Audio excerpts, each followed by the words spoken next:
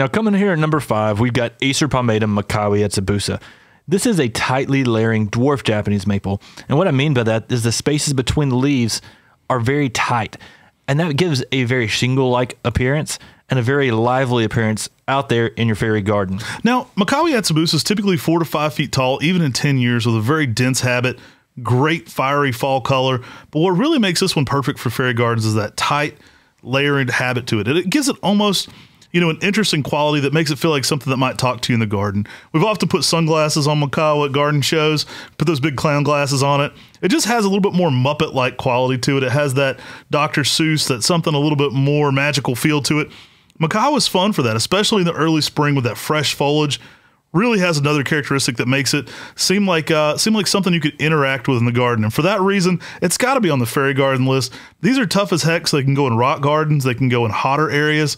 They're very durable in containers, so it's a perfect plant to put into your fairy garden. And it also looks like a small bonsai tree, so it kind of encapsulates that almost mythological look to it.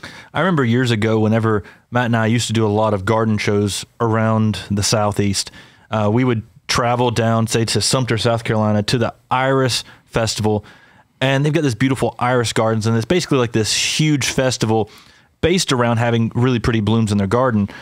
And when we were there trying to sell Japanese maples at their festival, one of the people from their garden walked up and they said, "Have you seen our Dr. Seuss tree?" And, you know, I was thinking Acer palmatum Dr. Seuss.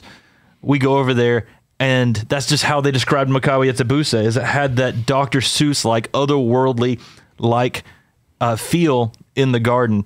And it was cool just to see.